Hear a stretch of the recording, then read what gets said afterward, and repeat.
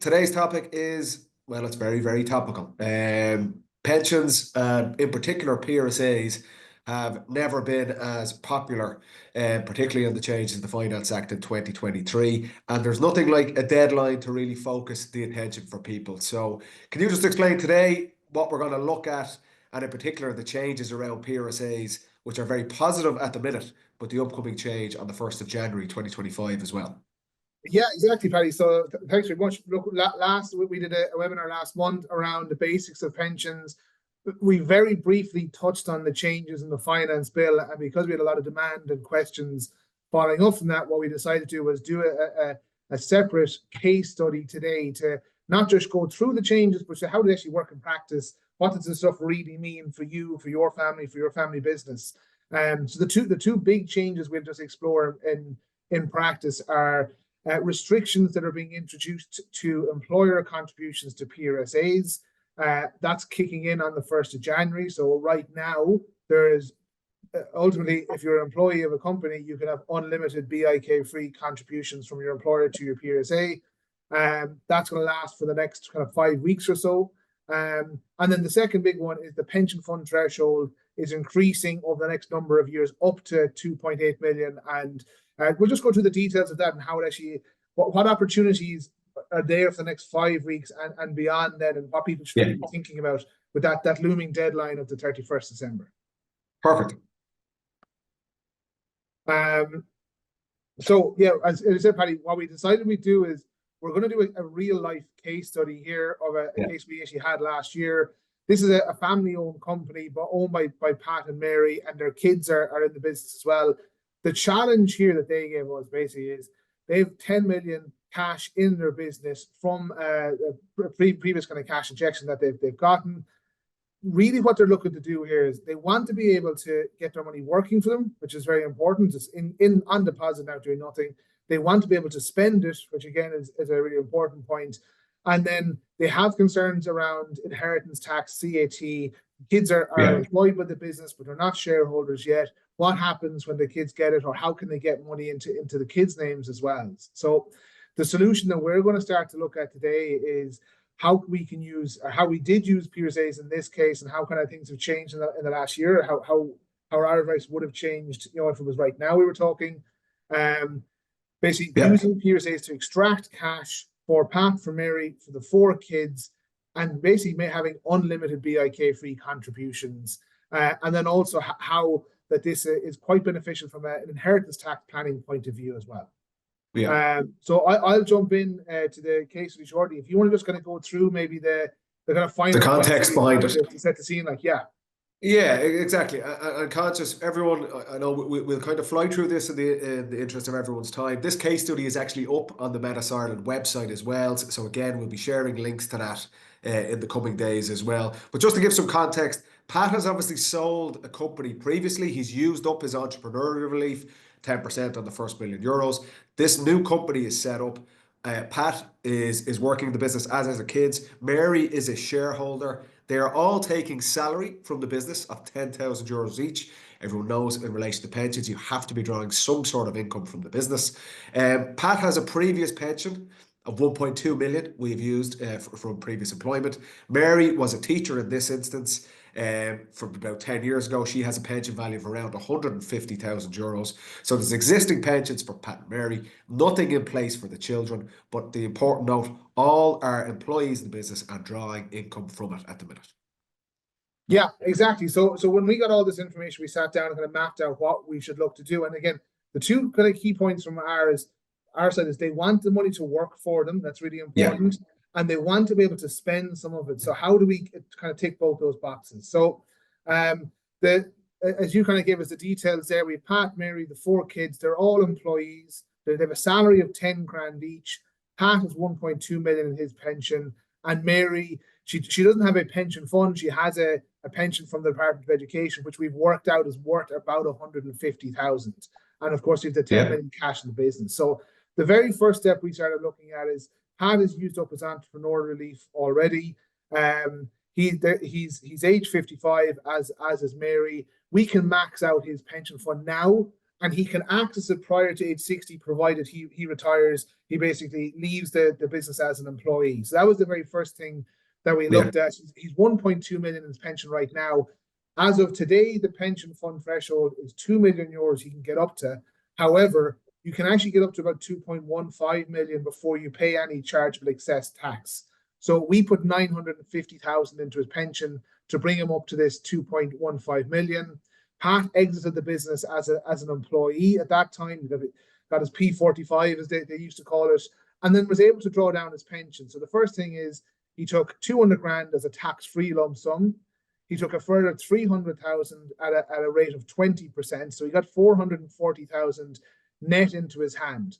Now, the tax that he paid on that lump sum can be offset against this pension fund threshold, this chargeable excess tax that you would pay if you go above the threshold. That's what allows him to get to the 2.15 million before he pays any additional tax.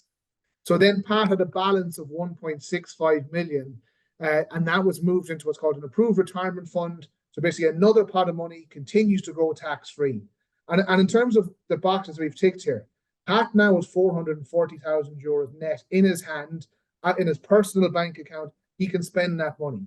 He's 1.56 million invested in this approved retirement fund, where he can take withdrawals subject to income if he wants. So, for example, he could max out his income at the lower rate band of tax of 44,000. He could take withdrawals. Once he turns 61, he has to start taking a 4% withdrawal from this approved retirement fund. But it remains invested. It's growing tax-free while it's in this fund. So it's working for them, but they're also able to spend this money. They've only paid a very, very small amount of tax in order to get this cash out into their name. There will be tax on the withdrawals down the line from this approved retirement fund, but we can manage that and get money out, a significant chunk out at the lower rate of tax. And the big thing with this, Keane, just to know, because I know there was positive updates in the budget, obviously, around the pension fund threshold, and it is increasing incrementally over there from 2026 to 2029, where the threshold will then be up at 2.8 million. In this particular instance, this family required cash now. So exactly. there are current funding rules, the threshold rules. In majority of cases, we've come across this as well, if they don't need to draw down this cash and they have their entrepreneurial relief or already surplus capital they may already have personally, kind of manages their lifestyle over the next 5 or 10 years, you can defer taking this and avail of the much higher threshold from 2029 onwards. But in this instance, this family in particular required this money, hence why we drew it down now. Exactly. So like one of the options here would be, if they didn't need the money, Pat could have kind of got it in there, let it grow for over the next 4 years. It gets to the threshold will be at 2.8 million in 2029. Like, we can work out what growth rate he needs to get to there to 2.8 by that point in time. Okay, so again, that's one of the options. But again, this is where the financial plan comes in and the knowing your client part. We knew their objective was they want to spend the money, so it made sense. We could only go to 2.15 million. However, there was more opportunities with Mary. So again, we looked at Mary. She does have about 150,000 of a pension already through the Department of Education. That's what she'll get when she draws that down in her 60s. So that left about 2 million euros that she could get into a PRSA. So we were able to write a check for 2 million euros, or they were able to write a check, more precise, into PRSA in Mary's name. And again, she was able to draw it down 200,000 tax-free, 300,000 at 20%. And then 1.5 million, the balance would go to an approved retirement fund, where then we were able to sit down with them and say, look, guys, Pat has exited the business. We've drawn down his pension. There's 440,000 in your bank account. You know, for Mary, you don't need to draw this money down straight away. So this one, if we can work out, if we want to, do we let this grow until the threshold starts to go up? And it just gives them the options to say, look, if Mary wants to draw it down, she can leave the business as well as an employee. Very importantly, with a PRSA, and this is quite an important distinction, she can leave the company as an employee and draw down her PRSA prior to age 60. She does not have to sell her shares. So she doesn't have to liquidate her shareholding in the business, which is really important. She can access the money prior to 60 without selling her shares. So we were able to get another 2 million out of the company working in her name, with the option to either draw it down or defer it and let it continue to grow to catch up with that threshold over the next couple of years. The key thing on this, Keane, and this particular case study, PRSAs, they've never been as popular. There's never been as much commentary around it. It's nearly oversimplified. Oh, we can just take a large chunk out of the business and put it into a PRSA. That is fine. But in terms of maximizing the overall financial plan and the value around that and the specific needs of this family in particular, that is where the plan really supplements just, okay, we Yeah. get a lot of tax relief here because, look, it is a big opportunity for tax efficient savings. But having a plan around that, you can see the intricacies involved in drawing down, particularly between husband and wife, particularly children involved. The plan around this really adds even more value than just the straight up tax relief you get from the PRSA contribution. Yeah, that's it exactly, Paddy. And it's like, look, and if they like, let's say if the challenge was different, it might have been we don't want to pay a lot of tax. It might say, well, leave the money in the company in the long term and invest it. That might be right. But for this family, they want to be able to Yeah. access it and they want to work with them. That's why this specific Yes. scenario was drawn up for them. And So, even at that, like, we've only gotten about 3 million out of the company. There's still 7 million left. So now it's like, what do we do with the rest? It's still quite a big chunk of money, and there's more options for them available. so if we move on to the children then, Keane, the benefits for these guys, obviously before they draw it down, the threshold will be at 2.8 million. What were the benefits for each of the kids here? Yeah, exactly. So again, we looked at this and a very interesting case. So again, going back to what Pat and Mary's objectives were, they had concerns around inheritance tax. So if they give money to the kids, will it eat into their threshold, or will there be an immediate tax bill, or down the line, if the kids inherit the company, they get the shares, but what's the tax position then? Because they get the shares and they still have to get the cash out of the business. So very importantly, employer contributions to a PRSA, whether it's a parent as the employer and a child as the employee, it's not subject to inheritance tax. It's not capital acquisition tax. It's not a gift. They're an employee. They're allowed to make these contributions. So what we sat down and said, look, by the time each of your kids, so John, Michael, Una, and Sean, they range from 22 to 30. By the time they hit age 50, the pension fund threshold will be, we're projecting will be 2.8 million. That's in the current legislation, that's where it's going to go to. So we can work out, you could put a lump sum in today and let growth get it all the way up to that threshold over the next 20 to kind of 28 years, depending on the ages of the kids. They can access it from age 50, but all of this money is kind of passing outside of the estate. There's no inheritance tax liability on it whatsoever. And what we did is basically did a calculation. We assumed a growth rate of 5%, and we said, so for John, if we put in 1.055 million into a PRSA now, it grows at 5% for 20 years. It'll double in value. It'll hit that or more than double in value. Hit that 2.8 million by age 50, almost triple in value over a 20-year period. And obviously, Michael, Una, Sean, they're all a little bit younger. They've more time, so they don't need to put as much in. This might be, Keane, and I know from this particular case, a bone of contention for parents if they're seen to be giving. We see this with minor trust accounts as well. If they're giving different amounts to each of the children, but explained like that in terms of working to an age, a deadline of 50, which is the earliest they can access these funds, and assuming compound returns, the tax-free growth, hence why there's a difference in contribution levels across the children. Absolutely, Penny. And it's like one of the most common things we come across when we're dealing with families, particularly family businesses. It's like, if I give it to one, I have to give it to the others. Right? That's a really common phrase parents say to us, and completely understandable. And one thing, when you're doing any kind of estate planning, like probably the biggest risk we're trying to solve isn't actually tax, it's avoiding family disputes. You don't want this money to lead to a dispute in the family. So the way we put this to the family was, they are all getting the same thing. They're just not all getting the same thing right now. So by age 50, the idea is they'll have the same amount. And just Sean has longer to go, so he doesn't need as much to get there. So when we were able to put it that, say, guys, at age 50, each of you will have 2.8 million in your PRSA, then it was explained properly and everyone was like, okay, we're actually in agreement with this. This makes sense. But it is a very important part of it. I agree completely with you, Paddy. And just one other point on it, Kane, and we see this a lot, and again, particularly in this instance, with parents passing assets to children.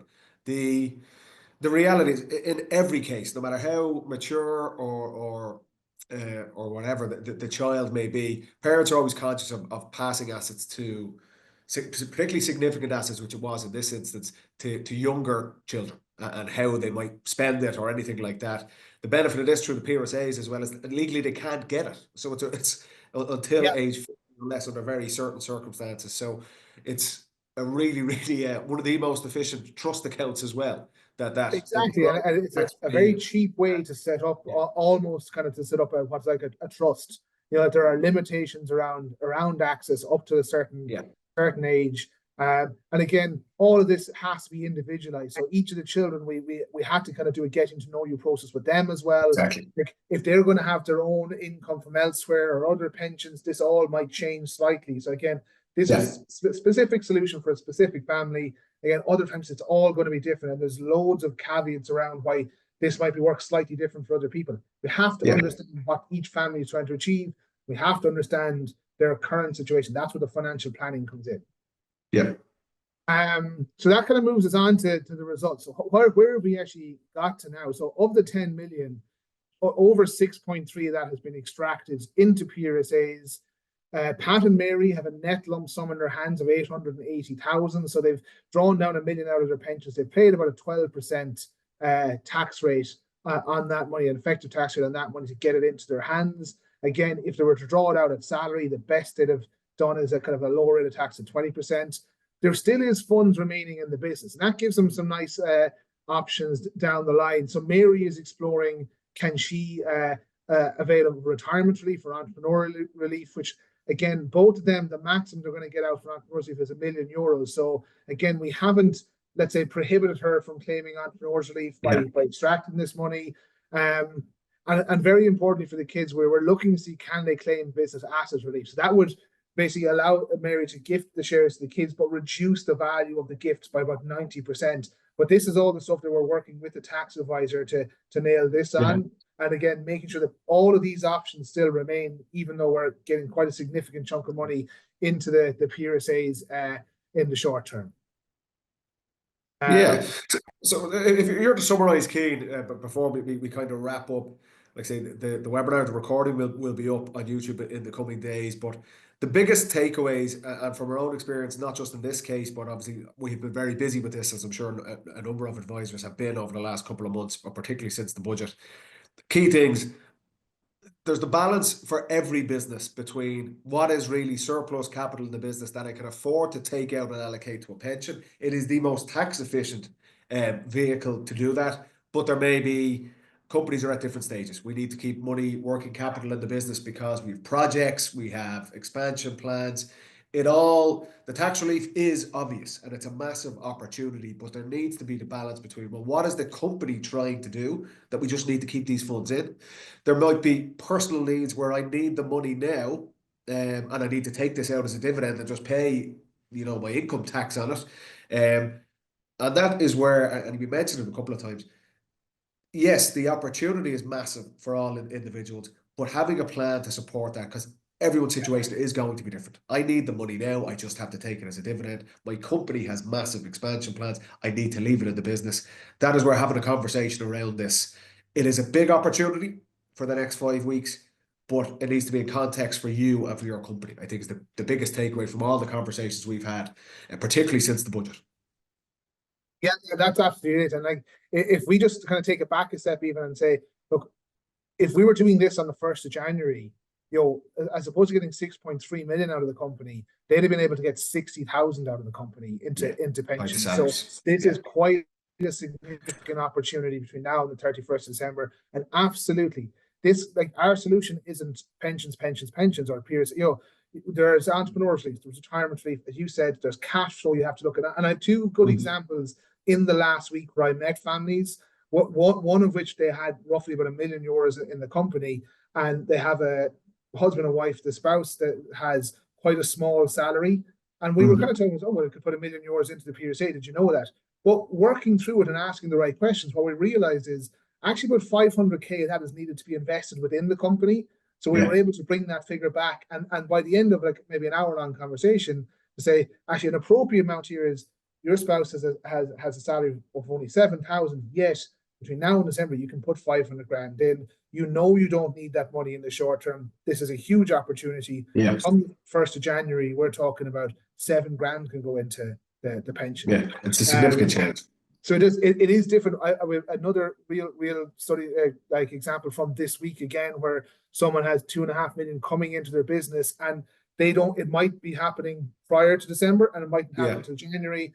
But they're in a different stage of life. They're much older. They want to be able to get the money out. They can't use entrepreneurship for anything like that. So this makes a huge amount of sense to them. Only thing we're doing right now is opening a PRSA.